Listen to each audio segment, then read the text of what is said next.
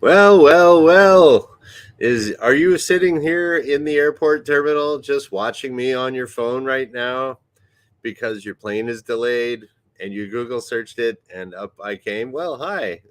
Welcome to the superpilotish channel. My name is Graham Wilson, and today in my basement, not in an airplane terminal, airport terminal, I'll just be kind of talking about my pilot sense and my little airplane pilot flight instructor views on what happened. What happened? Blue screen of death. That's what happened. But it really had nothing to do with airplanes. It was just a computer thing. What really happened there was, well, I mean, everyone by now has pretty much Google searched it. Oh, hey, Harold, welcome to the show. Yeah, if you had a Windows machine, you had a computer with Microsoft Windows on it, and you were using a cybersecurity little thingamajiggy from CrowdStrike. What they tried to do is they tried to, hey, let's make everything better overnight. Let's update all these computers. And then there was like one bug in the program, didn't quite work. So that made a whole bunch of computers go down, but not anything in the air. So you won't have any airplanes flying around with Microsoft Windows on there. And I have also checked out for you to save you the Googling that both Nav Canada here in Canada, where I am, and the FAA in the United States, they've both put posts out on Twitter saying that their operations are unaffected by this. So that means that all the air traffic controllers and radar systems and all the navigational beacons and everything else that they're all using to help airplanes go around safely, they're all good. Okay, and then so okay, for me. That's the most important thing, that people are staying safe. But it is inconvenient because, well, why are all these planes canceled? Well, you figure how computerized the world is these days, and everything runs on computers. Like if you lose your internet, you're out of business. Like if you lose your computer, you're out of business till you can get it going again. And it doesn't sound like it's that tricky of a bug. Reboot, delete this file, do. But I still think there's going to be a whole lot of IT guys that are working on the weekend trying to get the stuff going for Monday. And your flights will all have to be rebooked and everything. It's like they say, it's like if you got time to spare, go by air. so, if you are taking some kind of a vacation and you're hopping on an airliner and going, I don't know, visiting Europe or something like that, or coming back from Europe, it's not see, this is a case here where, yeah, if you pay that little extra travel insurance stuff on your airline ticket, they could come in handy, because then, okay, now you're going to get your hotel paid for. Now you call up one number, they reschedule a flight for you. You might have to go somewhere else, and they'll rent a car for you. They'll pay for your meals, depending on what kind of flight insurance you're getting. Could come in handy. I know somebody that back when all the airlines shut down a few years ago, they were stuck in Europe. They called up the magic 1-800 number, and they got like, oh, train over to Frankfurt, flight over here. The insurance that they paid was well worth it in that instance. And oh, hey, Wrench, good to good to see that your computer's working. And so I don't know. I think if I'm ever gonna be taking a trip that's, I don't know, where like I was thinking, like if I'm gonna fly somewhere, worst comes to worst, I'll rent a car and drive back, right? If it's not that far.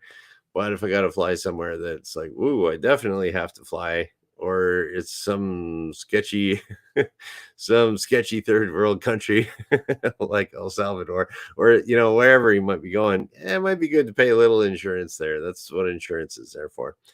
And but if you didn't, well, I don't know, have fun sleeping in the airport terminal. But so that's it's just unfortunate, and these things happen. And so, but I will kind of tell you how about, like, just to put your mind at ease as far as flight safety goes, you don't really have to worry about any type of the way that airplanes are set up is that they're all kind of like standalone units. Like Wrench over here. I'll bring up this here. What else we got here? Wrench. His computer's not working too bad, and he could do some home tasks. Can an airliner fly VFR? No flight plan. Airliners can fly VFR, and they just file a VFR flight plan, just like a little airplane. Yeah, but they're restricted to. I mean, they can't go up to like 30,000 feet. But yeah, if you wanted to, like, if you're in an airliner and you're like for some reason you're unable to file IFR, you can fly VFR, go up 10,000 feet, and boot across the country in your 747. Sure.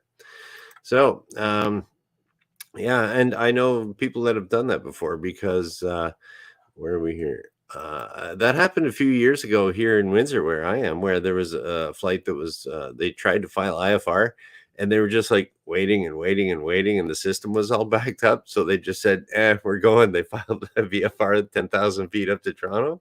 No problem. So you can do that. Yeah, and so the reason you can kind of get away with if there's like IFR problems, radar problems, all that stuff, because airplanes, all their systems are independent of what's on the ground, pretty much.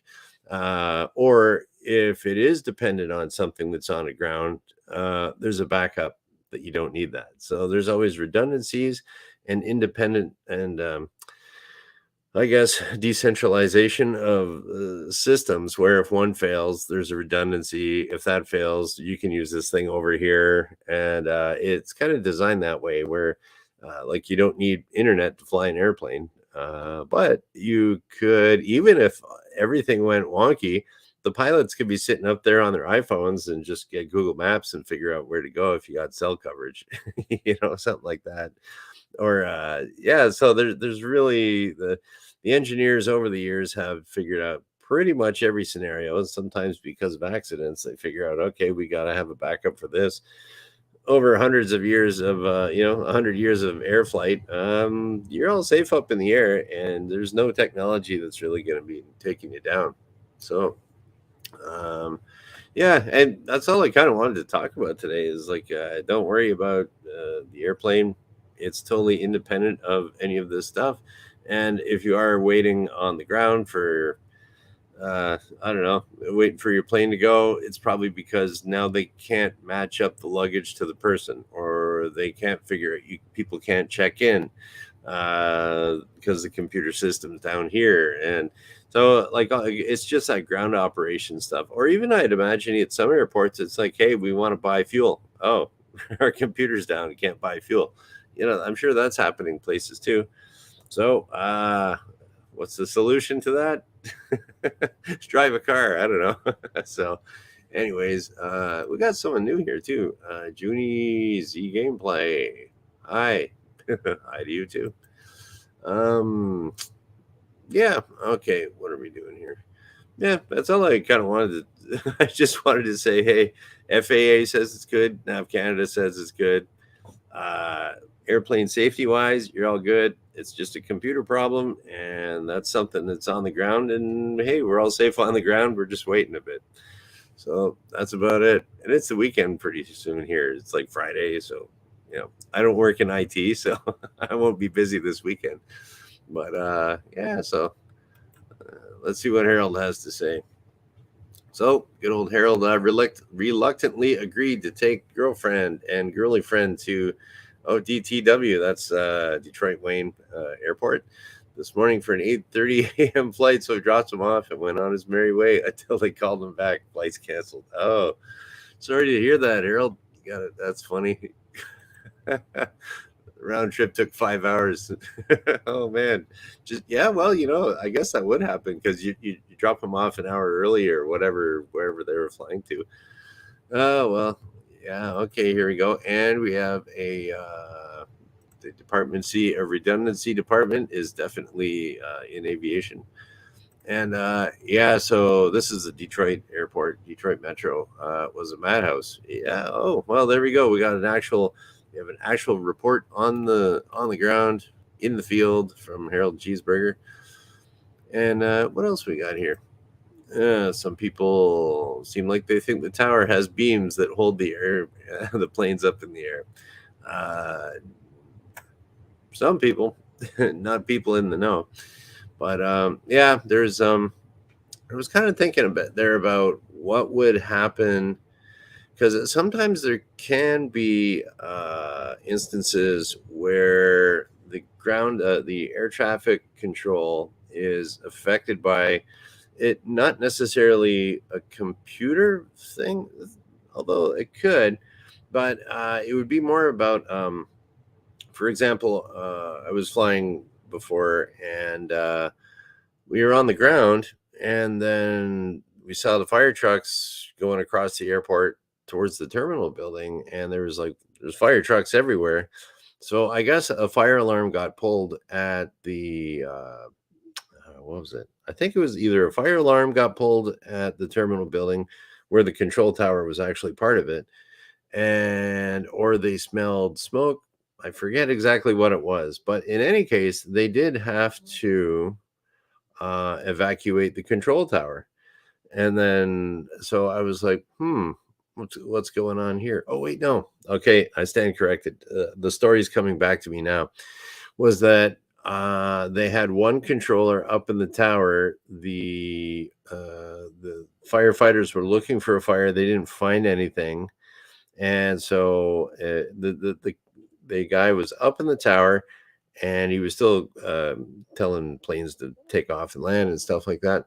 But I asked afterwards, it was like, do you guys ever evacuate the tower if there's like an actual fire or whatever? And he said, and I like, well, what happens if there's a fire and the tower just says tower's closed, see ya, or and then you show up at some airport, you're not getting any feedback from the tower. And he says, oh, it just if it's like that, it just becomes a uncontrolled airport and you go by uncontrolled airport rules.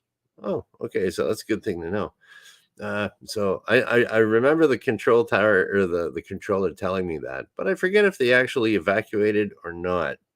I forget the circumstances there, but I do remember very clearly that I don't know what to do if what happens if all of a sudden there's no one in the control tower, the airport, but you just do what you were planning on doing, and then it becomes a uncontrolled airport at that point, and do what you got to do. So there we go. That's what some guy in the control tower told me. Anyways, there was that. And what else was I going to say about? Oh, and if there ever is anything weird that happens to your airplane and you lose communications with the control tower, or you could, I was kind of thinking about bringing in here, but basically, I'll always take the opportunity to say, never be afraid to declare an emergency.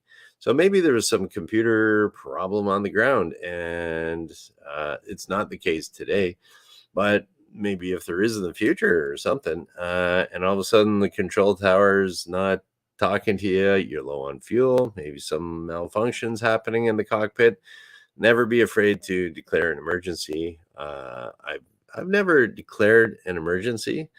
I've had to request special VFR because the weather got a little bit bad.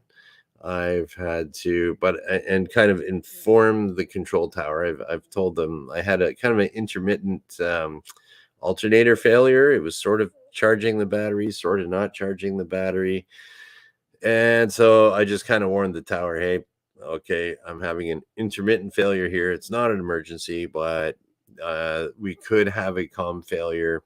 Anticipate that and get the light gun ready if you need to." So that's what they still, every control tower has a light gun, as they call it. They kind of look through a little, looks like sort of like a gun, but it's got a big light on it, or red light, or it can flash a red light, white light, or a green light. So they kind of have a little trigger and they put the color on there and they aim at the plane and they go click, click, click, click, click. There's a flashing red or a flashing white or whatever it might be, or clear to land is a steady green. So yeah, so it's usually kind of dusty and sitting off in the corner, so you might want to like tell the controller, hey, I might need the light gun, and they can whip it out. So yep, there we go.